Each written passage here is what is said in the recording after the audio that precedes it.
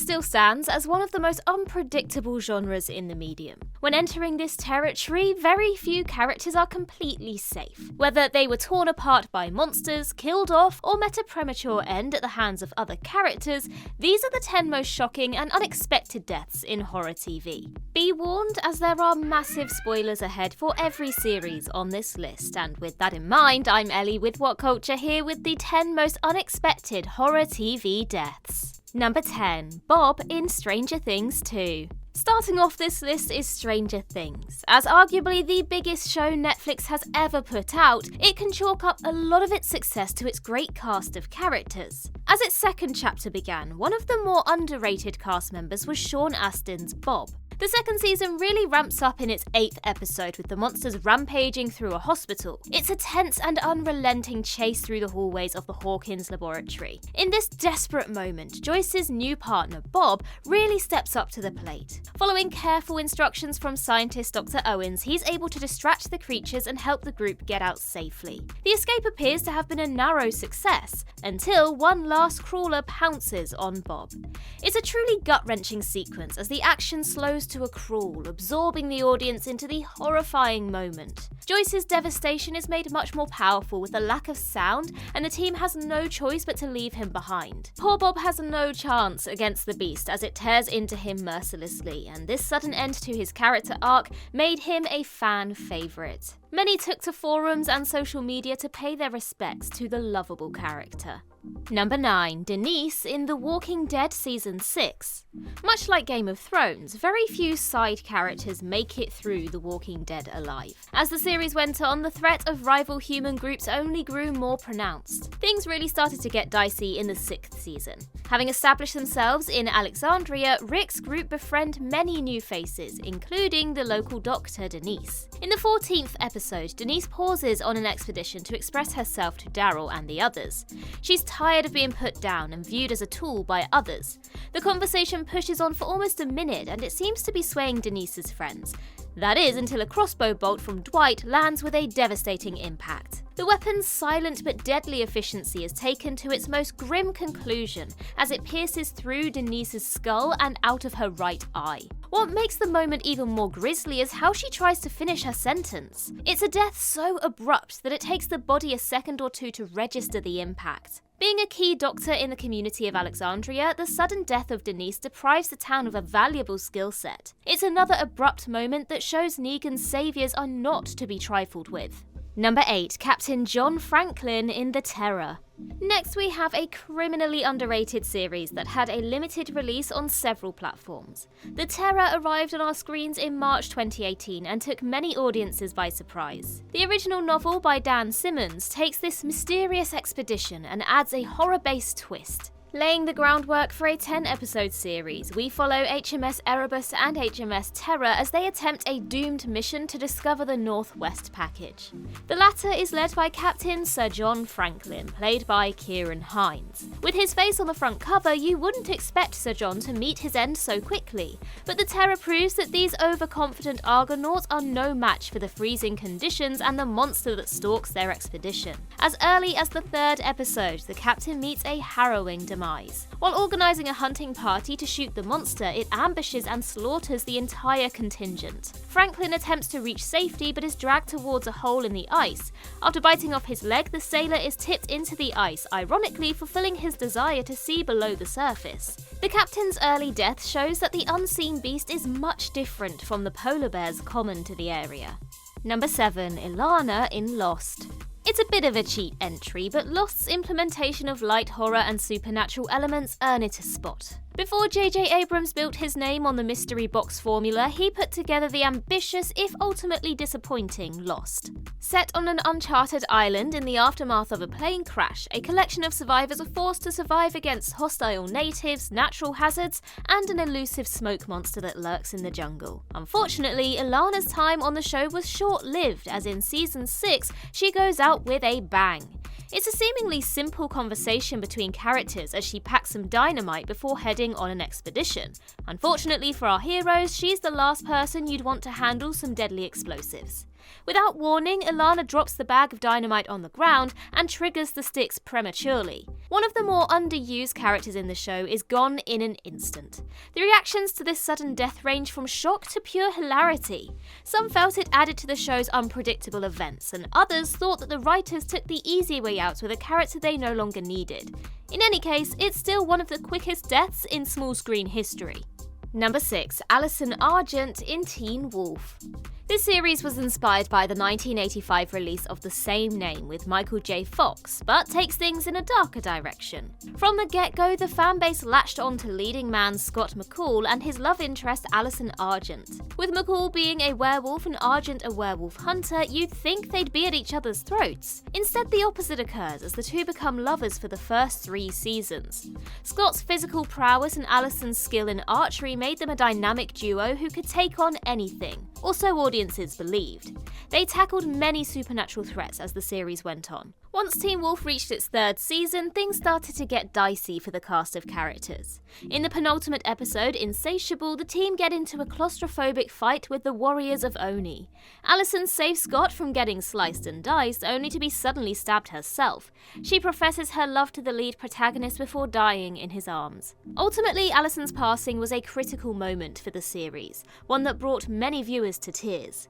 Her close bonds with the other characters made her death all the more heart-wrenching for everyone involved. Number 5. Joyce Summers in Buffy the Vampire Slayer.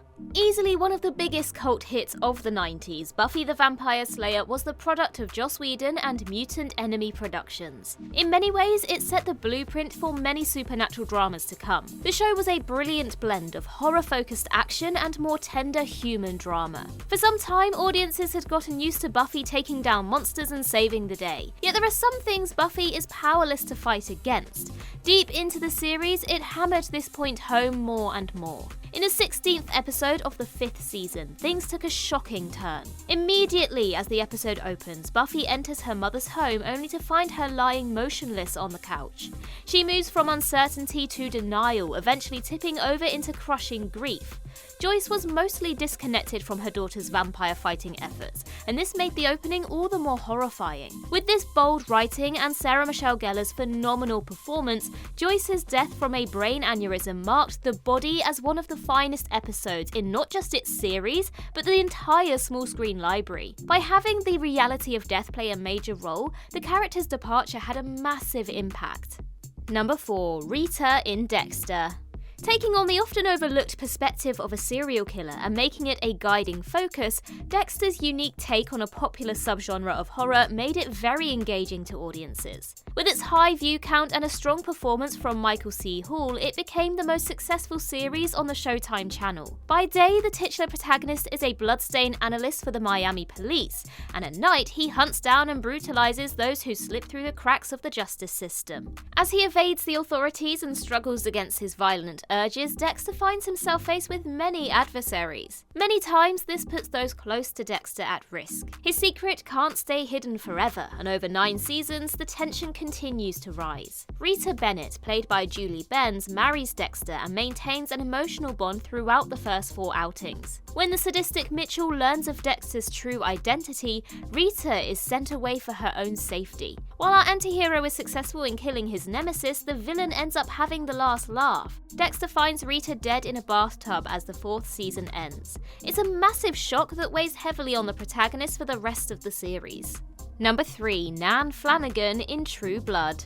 With the massive success of Stephenie Meyer's Twilight series in both books and films, it was inevitable that imitators would arrive in other forms. One of the biggest contemporaries was True Blood, a supernatural horror series that lasted 7 seasons, was overall a more adult-oriented affair. The show was able to sustain itself on a massive cast that consistently shifted back and forth between many big faces, from Alexander Skarsgård to Rutger Hauer. For the most part though, the episodes were squarely focused on Anna Paquin's Sookie Stackhouse, as she navigates the conflict between risen vampires and those who hunt them. One of the biggest supporters of the former was the ruthless Nan Flanagan, played by Jessica Tuck. While not a leading member of the cast, Nan was nevertheless a prominent voice for the vampiric community. For a time, her charismatic speeches to the public seemed to make her untouchable. That is, until the season 4 finale came along. Nan strolls into the residence of Bill and Eric with armed guards in tow. Her efforts to recruit them to her side turned into a foolish endeavour as the duo rapidly cleaved their way through the entire entourage. An abrupt and shockingly bloody end for sure, one that showed this femme fatale was far from invincible. Number 2. Violet Harmon in American Horror Story.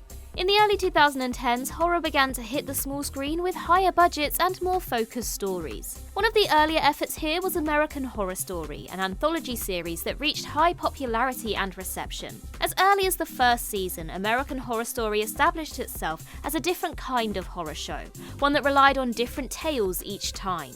The series' debut was Murder House, which follows the Harmon family moving to a sinister haunted property in Los Angeles. With its characters confined to one season, the series squeezes plenty of depth out of its lead actors. The audience connects with the Harmons right from the outset. Violet Harmon, the youngest member of the family, goes through a lot from the get-go, and she isn't safe from the evil spirits that torment the family. At the halfway mark of Murder House, Violet is tormented and overwhelmed by everything and attempts suicide. And while it seems that Tate saves her, later on it is revealed that she did in fact die and is now a ghost. Violet's early passing was one of the first major shocks of the series, and American Horror Story would continue to use this formula in the stories to come. Number 1. Wes in How to Get Away with Murder. Finally, we have How to Get Away with Murder, a highly regarded murder drama that made use of often underrepresented cast members. Led by Viola Davis, it became a big hit between 2014 and 2020. While it's more of a legal thriller than full-on horror, How to Get Away with Murder still features its share of creepier elements. The tension stems from the unpredictable nature of its story. We follow the proficient law professor Annalise Keating as she becomes embroiled in a murder case. Much of the show's appeal comes from Keating's close bond with her protégé. Wes Gibbons, played by Alfred Enoch, is one of the more likeable and charismatic students of Annalise's class, and is eventually selected to be an intern at her firm. When the professor is targeted by several criminals, her students become targets too. In the third season, Wes goes to his teacher's home, only to be suddenly grabbed from behind and subdued by a sedative. His killer finishes the job by choking Wes and burning Annalise's house down. With many audiences enjoying his character, it was a surprise to see him killed off so soon. The grievous wounds on his body in the morgue hammers his demise home. And that concludes our list. If you think we missed any, then do let us know in the comments below, and while you're there, don't forget to like and subscribe and tap that notification bell. Also, head over to Twitter and follow us there, and I can be found across various social medias just by searching Ellie Littlechild. I've been Ellie with What Culture. I hope you have a magical day, and I'll see you real soon.